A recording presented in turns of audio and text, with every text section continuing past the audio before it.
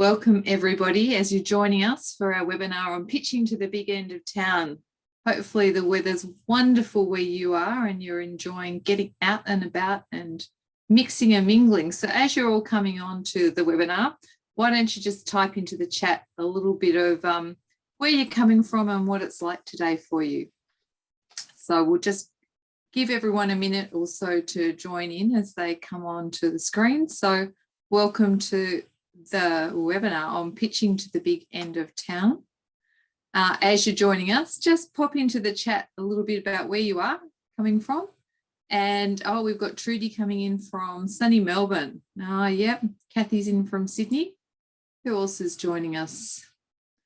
Rebecca from Melbourne, 4 seasons in one day. Yes, well, we've had that so far down here in sunny Geelong today. So welcome everybody. Leslie's coming in from rainy Hong Kong. That's no fun. I wonder what the weather's like for Minnie in Singapore today. Is it sunny, Minnie? It's pouring. Right, okay. So rainy Hong Kong and rainy Singapore. And we've got people from cloudy Wandon, Melbourne Southeast, from Stanthorpe, just out of Brisbane. So welcome everybody. It's lovely to see you on today. We're doing our webinar on pitching to the big end of town. It's an exciting and yet really daunting proposition because, wow, if you landed a contract, it could help you grow really. And just think of all those great happy dances you do on the day it happened. And it's so totally exciting when it does happen. But then what? Well, today's all about demystifying the process to make you aware of what is involved and to share with you the way that you can fast track pitching and getting in front of the big end of town. Firstly, let me introduce myself. I've got 25 years of corporate buying experience running large sections of buying offices for Target and Spotlight. For the last 7 years, I've been focused through Business in Heels on helping women fast track their results. And we were so excited when we first discovered WeConnect International. They're all about connecting women with opportunities. The team at WeConnect International is dedicated to bringing our member buyers and women-owned businesses together. It's a global not-for-profit network that works with multinational corporations and multilateral organisations to generate market access opportunities for women's businesses, enterprises in over 125 countries through supply diversity. So today we welcome Minnie Venkachelam, who's the Regional Director for Southeast Asia and Oceania from WeConnect. It's a global organisation established, and Minnie has been awarded the Singapore Women's Weekly Great Women of Our Time Award in the Public Service and Education category and has been nominated as Clio Singapore's 2016 Top 10 Changemakers. And she's done a huge amount of work for women-owned businesses. So welcome, Minnie.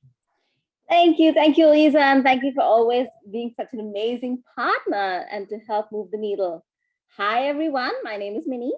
I am the Regional Director for Southeast Asia and Oceania for WeConnect International, and I'm really looking forward to our conversation today to talk about why we need to put more money in the hands of women-owned businesses, especially since there's less than 1% of global procurement spend that goes into the hands of women at this point.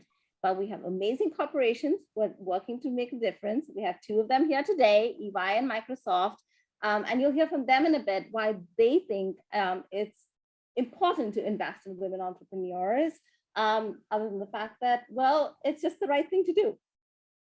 Exactly. So Minnie, tell us what part WeConnect's playing in enabling women-owned and women-led businesses to be successful. Absolutely. WeConnect was founded over 14 years ago as a global nonprofit organization to put more money in the hands of women. We work with large corporations, governments, multilaterals like the UN and the World Bank to buy more and invest more in women-owned businesses. As of now, over 150 corporations have committed to buying from women-owned businesses. If you follow our social media, you'll see that just this month, over 10 of them have made public large commitments to buying from women-owned businesses, which range everywhere from 200 million to 500 billion.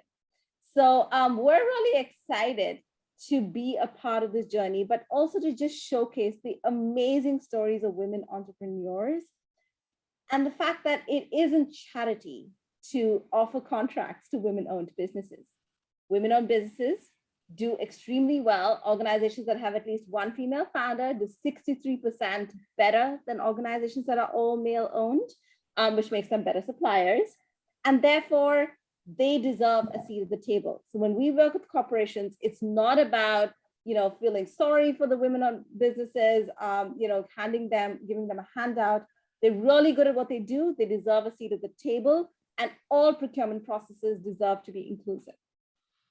So we work with the corporations to set a baseline, identify who they're already buying from, and then set targets on how much they want to spend with women-owned businesses, and then obviously help them achieve it. We have a global network called the We Community, where all of these corporations go into the system, and every time they have an RFP, hey, I'm looking for a logistics company in Melbourne, they can go there and see who the women-owned logistics companies are, and then just reach out to them for that RFP. They also look at verification of whether these businesses are indeed women-owned. So when they make a commitment to buying from women-owned businesses, they need to know that the business is a minimum of at least 51% owned, managed, and controlled by women-owned, by one or more women. Now, the management and control is especially important because there are many organizations that try to scam the system. They try to put, women, they try to put a woman, like the 51% of the shares in the name of a woman, but the business is entirely male-owned. The woman has no right in the business. She has no say in the business. None of the money goes to her. So that's not what we want, because for us, it is about helping women entrepreneurs grow and thrive. So we do certification, which is a public verification of this. And then these businesses now know that, yep, when I'm buying from a women-owned business, I'm sure that the money is going into the hands of a woman. It's a quick process. And you can, once you go in our system, you can register for free. And then if you are looking for certification, it is an average of about a $500 fee. After which, the benefits include everything from exclusive matchmaking opportunities with our buyers, one of which is coming up in partnership with Big Deals and Heels, and also, opportunities for exclusive learning, training, business readiness assessments, the opportunity to profile your business on all of our social media and through all of our channels. I see Kathy DeMarcos here. Kathy was recently featured as part of our 31 Weebies in March, which was showcased everywhere in the world. And so this brought eyes from everyone, buyers from everywhere in the world to her business. And that's what we hope we can do for you too. But ultimately, it is about all of us working together to put more money in the hands of women. And we hope that you'll join us on that journey. Awesome. Thanks, Minnie, for that. So let's welcome our next panelist. So Amy Crooks, she's EY's APAC Environmental Social Governance Services Leader for EY. And she spends a lot of time with her team working to support women-owned and women-led businesses. So welcome, Amy. Hi, how are you, Lisa? Yeah, good, thank you. Amy, from your perspective, tell us a bit about how procurement works at EY. Well, as you know, EY is a global organisation. A lot of our contracts are done at the local level, but we do have, of course, opportunities for global and then even area level contracts. But our supply chain team is separated into 6 pillars, and we focus on our real estate procurement, professional services, then we have travel, meetings and events technology. My group looks after our sustainable procurement and supplier diversity program. And then we have our business management office. So we have 450 procurement professionals across the globe. And then we look at local areas. So here in Australia, we have 10 different procurement leaders that focus on those very areas that I'm talking about. But when people come through that are women-owned businesses, they come straight through to me. I do the meet and greet and get to know the business, working with Minnie to understand what other opportunities there are. And then I introduce straight through to our procurement team. Yeah, fabulous. Thanks for giving us that insight, Amy. And our final panelist here is Dave Andrews, the Microsoft procurement lead from ANZ. Welcome, Dave. Thanks, Lisa. Happy to be here. Yeah, nice to have you. So, Dave, Microsoft, like EY, is a global organisation. So tell us a little bit about how procurement works for you. Sure. I think it's really important to understand how Microsoft works and how we spend our money. First and most importantly, our stakeholders in Microsoft and budget owners are really enabled to spend the company's money in a compliant way themselves. So the role of procurement at Microsoft is really to try and enable them to do that effectively and efficiently. So we take the time to set strategies with our business leaders on how they can approach the market, identify where they've got gaps, identify opportunities to improve service, identify opportunities to create a more inclusive economy. Also, things like sustainability are key focuses for us. But I think primarily the point I'm trying to make here is really focusing on the budget owner and the person that's actually driving the work. Procurement is a conduit to that, but we actually don't have any budget ourselves. So in your previous roles, Lisa, you would have been able to make purchasing decisions independent sometimes of procurement, and that's quite often what happens at Microsoft. So my job in fostering a more inclusive economy starts with getting you an introduction to the business owner. Your job starts when you get that introduction to demonstrate capability, to demonstrate capacity, to demonstrate your ability to deliver a good or a service in a way that's beneficial to our business and unique to yours. So I think the role of procurement at Microsoft is slightly different where we have a business-led procurement model, but we're definitely the advocates. We're your internal cheerleaders that are going to drive the opportunity to those stakeholders. Drive your business to those stakeholders, and you need to secure the opportunity for that. Yeah, and that's a really great point, Dave, because every business that is part of WeConnect works slightly differently. You know, we're talking about massive organisations with lots of different internal structures and slightly different setups. So, you know, I think it's important to understand that when you're dealing with the different businesses that you need to address some of those differences. So Minnie, share with us what is the state of the market at the moment? What is the percentage of business going to women-owned and women-led businesses internationally? So I would say that one of the few benefits of COVID is that more businesses are now definitely seeing the value of diversifying their supply chain and are actively now looking at diverse suppliers, whether Indigenous communities, LGBTQ, people with disabilities, or of course women-owned businesses. So for many of them, they are looking for those intersectionalities: an Indigenous women-owned business, a women-owned business that's also social enterprise, a women-owned business that can offer sustainability metrics that will benefit their business, etc. But in terms of the sectors they're looking at, it is absolutely diverse. We have everything from requests for everything from professional services, coaching and mentorship, logistics, supply chain, packaging, marketing communications, human resources, and then just diverse suppliers who are in facilities management, but also just those that offer sustainability of all kinds. There's also product, catering. As more organizations are going back to the office, we are looking at all of the infrastructure around the office, whether it's maintenance, whether it's catering, whether it's just the everyday business. So it is extremely diverse, and organizations are definitely looking for women in all sectors. So we encourage everyone to apply.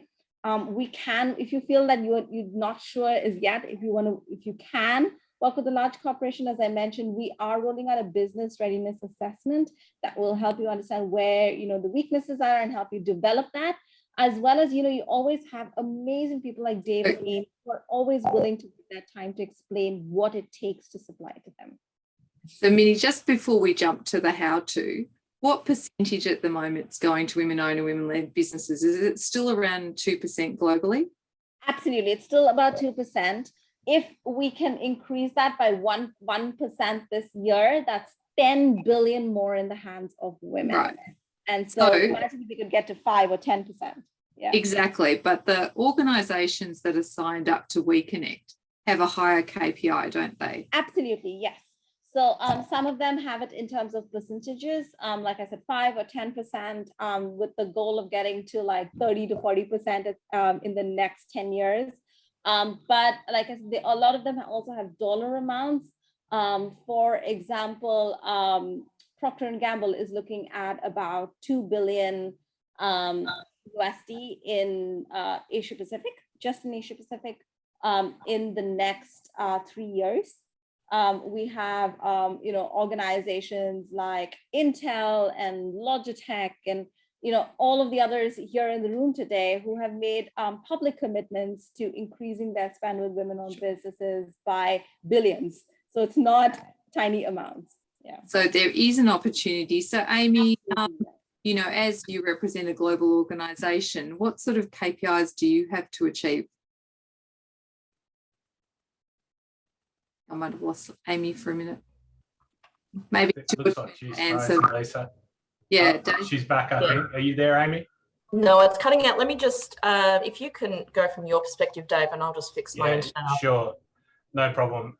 So Lisa, do you just want to ask a question again? Sorry. Yeah, so, Dave, you represent a global organisation. So in the case of Microsoft, what sort of KPIs have you been given to work towards? Yeah, I think measurements and metrics and motivations are an interesting conversation, Lisa, because they're so different across each organisation. As an example, even within Microsoft, we have metrics and measurements at a corporate level around supplier diversity, where we set metrics of between 10 and 15% for our corporate teams. But at a local Australian New Zealand level, the leadership team in Australia and New Zealand and I made a decision not to metric people on supplier diversity spend. And the primary reason for that is we wanted to identify great businesses that can do a great job for Microsoft that just happen to be diverse. There can be some negative connotations about setting targets in businesses that can make purchasing decisions that aren't the right purchasing decisions, that can have a negative impact on supplier diversity as a whole. If we're not selecting suppliers that are capable and competitive and they underperform, that can have a detrimental effect. And I'm pleased to say we've had an amazing uptake even without targets. So we're sitting at about 5% of our local addressable spend with diverse businesses across the spectrum of Indigenous, women-owned, social enterprise and Australian disability enterprise. But we do see now that people understand that these businesses are capable and competitive. They want to know how they can procure more from them. How can they motivate others who may not be purpose-driven and may be metric-driven? How can we motivate them to procure from diverse businesses as well? So we definitely go from target settings important to create behavioural change to target setting might be creating the wrong behaviours. But it's an ongoing debate as to how we get the best progress in this area. And I think there is no perfect solution. The most important thing is we are driving the impact and we need to try everything possible in our organisations to make that impact sustainable. Yeah, and I think it comes back to a certain degree to personalities. And I mean, you personally make yourself very available to all the opportunities. And I guess that's part of it. Whereas I think more traditional people were just buying historically, which is easy in some ways, but not necessarily best outcome. So, Amy, from your perspective, as again, showcasing a different perspective, what sort of KPIs do you have to achieve around diversity and social procurement? So we do have some targets. We're of a similar mindset to Microsoft in how we look at our supplier diversity program. We do set ourselves a target. It's not publicly available. It's not something that we kind of put out there, but we do kind of aim to increase on that 10% year on year. Some of our category leads are more involved, and I think that comes down to supply chain behaviour of their commitment, and it starts at the top. So some of them stretch and give themselves a stretch target as well, depending on the category. But then if you think of EY as a global organisation, we do have an Indigenous target here in Australia. In South Africa, we have the PPPEE. So they're the sort of ones that we do in line with government. but otherwise it is really around seeing how we can change behaviours and mindsets and how we can kind of work towards increasing our utilisation. And it all works in closely with how we're working as an organisation and our direction, and DEI working closely with us as well. So it kind of naturally evolves when you kind of have it and develop a different conversation to what you're trying to achieve. Yeah, exactly. And so I think, to take away from all that, there's a lot of opportunity for everybody. Of course, you've got to be competent and capable. But I guess the nice thing about this is at least you get to showcase yourself at a seat at the table. And we do have on the 19th of May, the Australian Forum coming up, where you will have that opportunity to pitch to corporates. It's fabulous for all concerned, because setting up one meeting might take you many months if you have to set it by yourself. So being able to do 4 or 5 in one day is pretty amazing. So let's talk a little bit about what you need to do to get ready. So Minnie, you mentioned certification before and just sort of some of the things involved, but you also just mentioned that you're developing a business readiness sort of case. So just tell us a little bit about that. All right. And I just see that someone has posted that they have a business readiness assessment too. So I'm going to reach out to you in just a second after this call is over. To be ready for our event, the first thing is, like Dave said, go look up all the corporations who will be joining us. And I'll tell you who that is in just a second. Here we go. All right. So right now we have Merck or MSD, Organon, TJX, they're a retailer, Accenture, Microsoft, of course, Boeing, EY, IBM, Lion Co, Diageo, JLL, and Unilever joining us for this event. Now, they all sound like super cool organizations, but what I would recommend is go check out what they do, what they're buying, what kind of trends they have, what kind of suppliers you think they would be interested in, so that if this is an organization you want to speak to, if you think this organization will be the right fit for you, right? Depending on your product or your service, not everyone is going to be the right person for you to speak to. So that's a good place to start. Go check out their websites in advance of the event. So let's just talk about the certification, because that's probably the first piece Absolutely. that you need to hurdle. Yes. How long does it take to get certified? All right. So certification is, well, it takes as long as it takes to submit the documentation. So it's pretty quick. You go on to, our system is based on an Ariba system, right? So you will have to go on to the Ariba system, and I put a link in the chat if you want sort of a really like step-by-step walkthrough on your certification process, understanding exactly how to do it. We have a training next Tuesday at 10 a.m. ADT, and we hope that you can join us for that. But it's very simple. Go on the Ariba system, fill out the form, and then there's a question that says, do you want to be certified as a women-owned business? And you click yes. Right. And from there, you do, like I said, there is a fee for it. It is an average of about $500. And then from there, you submit your documentation. Now, depending on what kind of organization you have, if it's a sole proprietorship, obviously there's not that much to submit. If you're a corporation, it's much more. But on average, it is your registration documents, anything that outlines the responsibilities of your board or the leadership of the organization, which is to obviously ensure management control for the woman.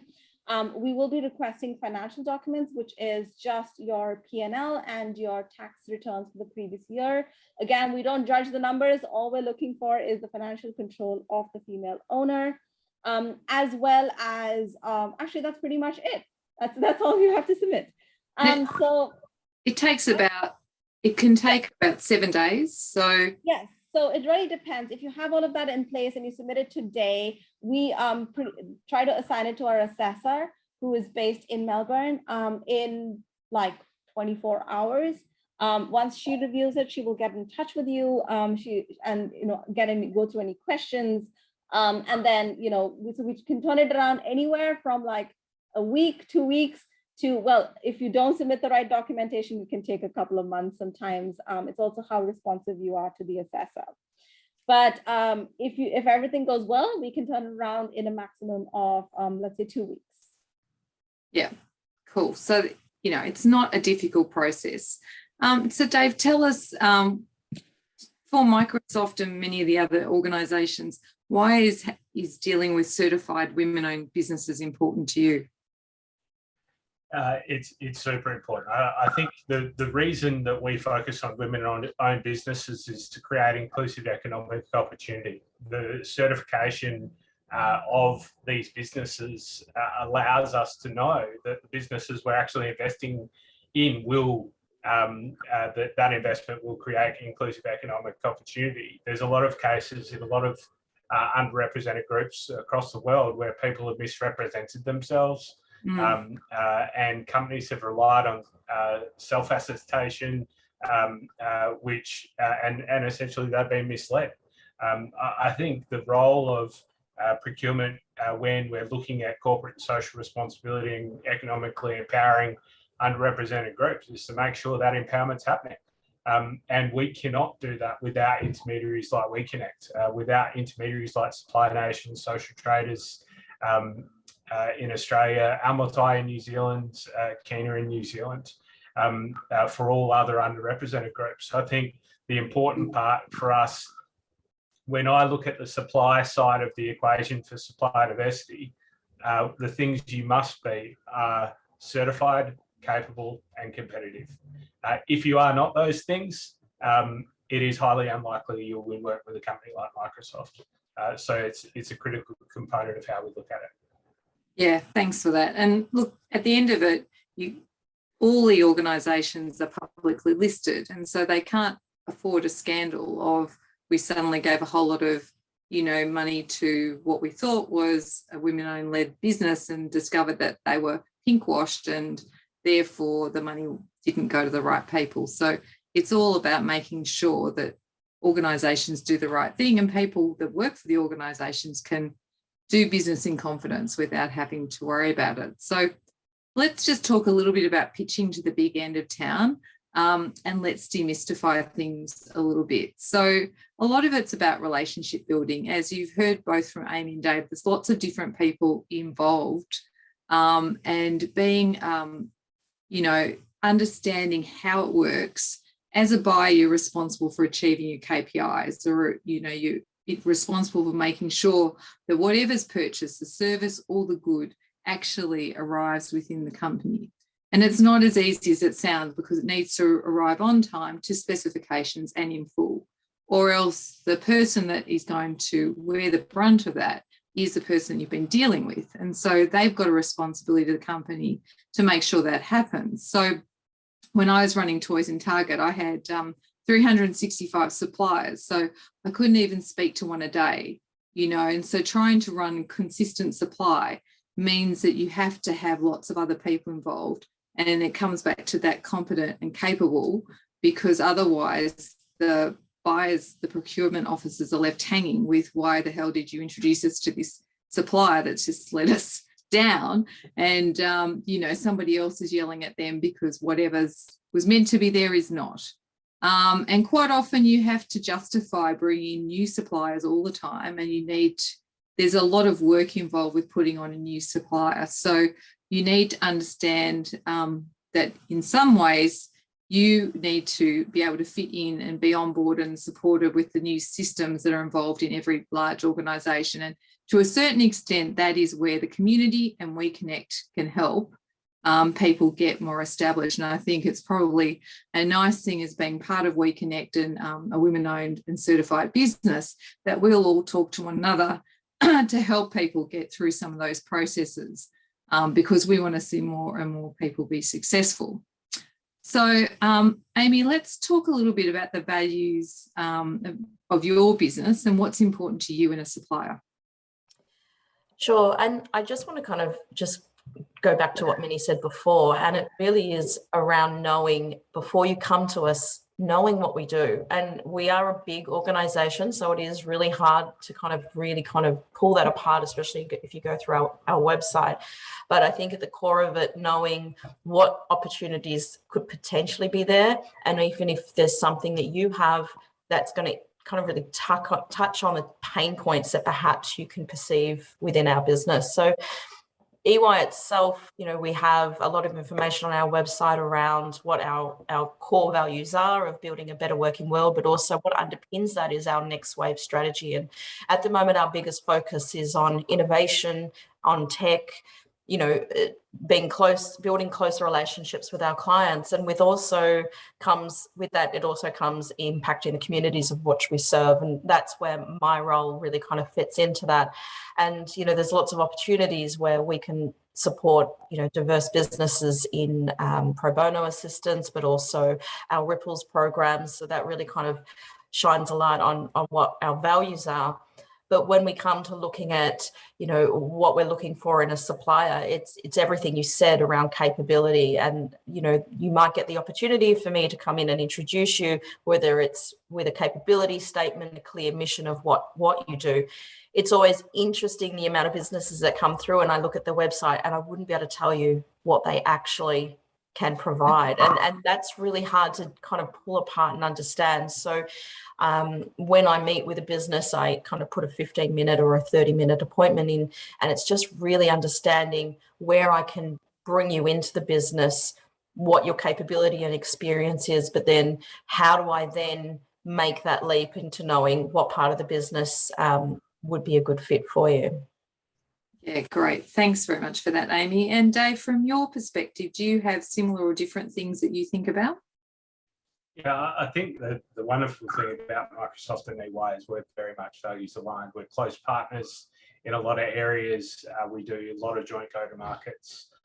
And I think if you look at Microsoft, our global mission is to empower each and every person and organisation on the planet to achieve more. And there's no better way than we can do that by supporting underrepresented businesses in our economy. I think when we look at the values of the Microsoft business, sure, we'd like to think that we're a purpose-driven organisation, but sometimes the commercial reality of people having to drive outcomes in our business quickly, having to be extremely agile, get in the way of that purpose. It's up to people like Amy and I to realign people's expectations of what's available and how they can use the investments that we make in our local economies to drive not only that purpose, but the inclusive economic opportunity and aligning that investment with underrepresented groups like women-owned businesses. There is a challenge in that. I think that the challenge, a lot of the time, Amy and I'll speak to a lot of diverse businesses, they'll come in and they'll expect to win work. I can tell you now, between the day that we have our first conversation and the day that you potentially win work at Microsoft might be 2 years. It might be a significant time before you're provided the right opportunity that fits your capability and allows you to be as competitive as possible. But what I'd encourage you to do is understand that journey is extremely important to not only your success, but ours. The people that are trying to help you there, the people that are being extremely transparent and honest with you are actually there to try and do it for your own benefit. I've had a lot of businesses give me very frank feedback in the past. And one thing you always get from me is very frank feedback. I will tell you, and a lot of the time it may not be my opinion, it might be a stakeholder's opinion. It might be someone in our business that said, look, this is what I thought of this business. And that's all the information we get. So what I'd encourage people to do is know that this is going to be a long journey with big business, but truly understand your capability, truly understand your competitive advantage, and truly use that to the best of your ability to win the work. We don't win the work for you. We just give you an opportunity to win it. Absolutely. Now, Minnie, you obviously see right across a much broader cross-section of businesses. So are there any other sort of values that we should let people know about that they should consider when they're pitching to various large organisations?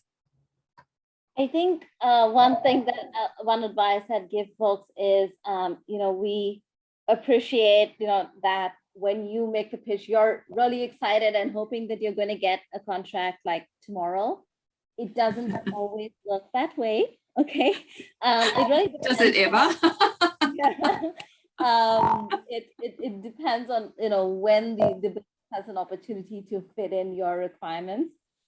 So one thing we would encourage is for them to continue to follow up with the buyers, and don't get disheartened that, you made this pitch and then no one got back to you like the next day and said, hey, great, let's go with this contract. It really doesn't work that way. So, keep following up with the buyers, ask for a timeline on when they think there might be an opportunity. And that's a good thing for you because it sets expectations for you also. And it doesn't take your time constantly following up without any idea of when this might work out.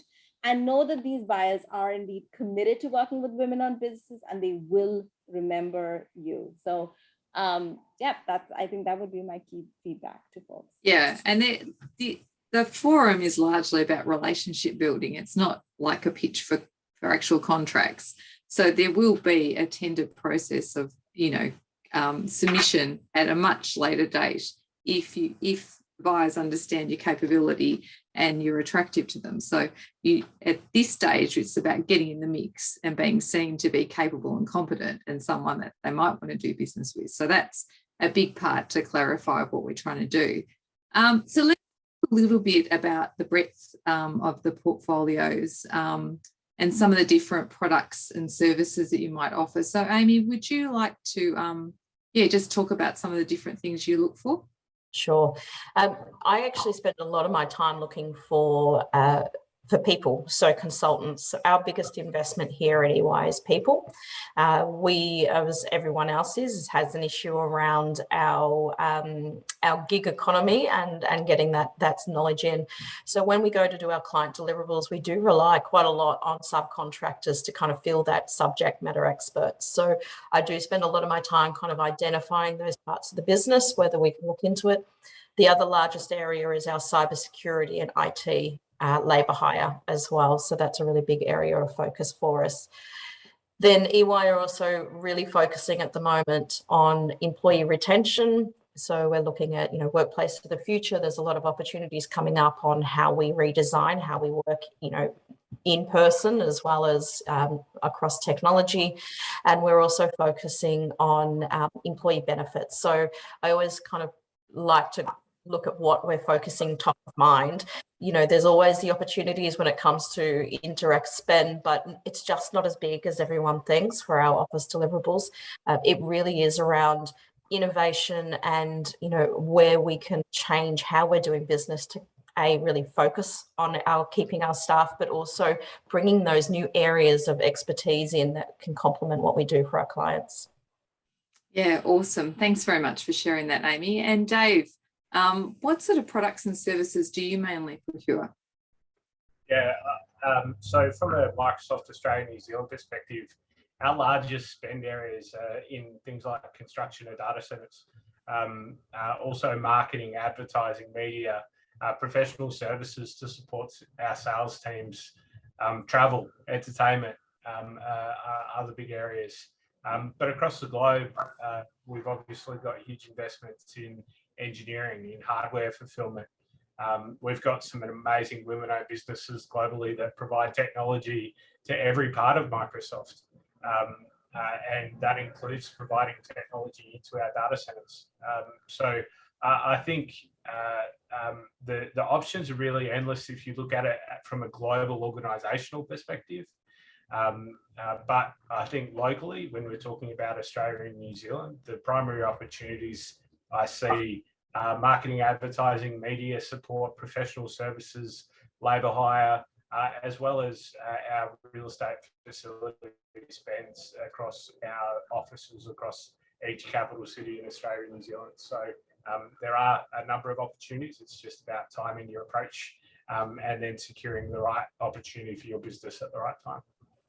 Yeah, absolutely. There was a question about leadership opportunities for leadership development. So I'm not sure if either of you or Minnie have a point of view about whether that's an option for people. We just get that responding a in the little chat. bit. Sorry, you got me.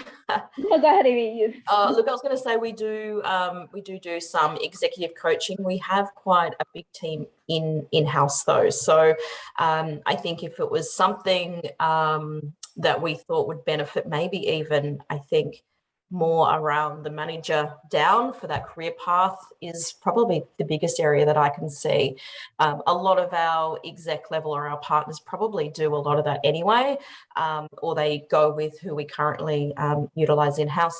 But I think our biggest opportunity is more around our younger staff who are looking for that career path and they're just wanting that extra value from EY and investment. Absolutely. Minnie, did you have a point of view? I was going to say something very similar, but I was just going to say that one of the things that a lot of corporations are looking for right now is mentorship of all employees or just employee support in terms of work commitment, leadership, growth, etc. Because employee mental health and the just that their overall commitment is something that a lot of organizations are looking into post the pandemic and the impact on folks' perceptions of things. So yes, there's definitely an opportunity. I mean, I've got like 2 RFPs in the last 2 days for different parts of the region in this space. Which sort of fits into Kathy's questions around psychological safety and EAPs and things like that. Yep. Sorry, Dave. I'd add to that, Lisa. Yeah, I think the one thing about executive coaching is it's very individual. If your story resonates with an executive, you're going to get an opportunity. But if it doesn't, it's extremely hard. Most of the executives I know have preferred training providers already. So it's an extremely difficult area. It's kind of like telling someone, hey, you're the person that you get all your executive coaching from is we need to change that. And that's very difficult. There's an emotional attachment there. So I'm more than happy to make introductions, but it needs to be executive by executive, and it needs to be an executive that wants to fulfill a certain need. So pitching around mindfulness, pitching around wellness, pitching around all the things that you could potentially coach on is going to be extremely important, and it's going to be organisation specific. Things like mindfulness in Microsoft are things that we have lots of executive coaching on. Things like leadership coaching, we have pools of talent that we pull on for that regularly, but usually it's picked specifically by the executive. If a new executive comes in, they usually have an executive talent coach. So my advice to the person that's asked that question was, go and identify those executives, engage them as directly as you can, and pitch to them directly. I'd love it if one of my executives came to me and said, hey, Dave, I've found a women-owned business that's an executive coach that I think I really want to give an opportunity. I would say, great, let's go. So I think you need to pitch differently based on your service, and executive coaching is one where you have to pitch directly to the executive, and really carving out those opportunities is quite difficult. Yeah, no, that's really good feedback. And so if anybody happens to be trying to cross with something that happens to be a global contract, again, what sort of advice would you give them? Would it be to steer away totally because there's a global contract in play, try to differentiate, or come up, or just not pitch at all? Dave, any thoughts?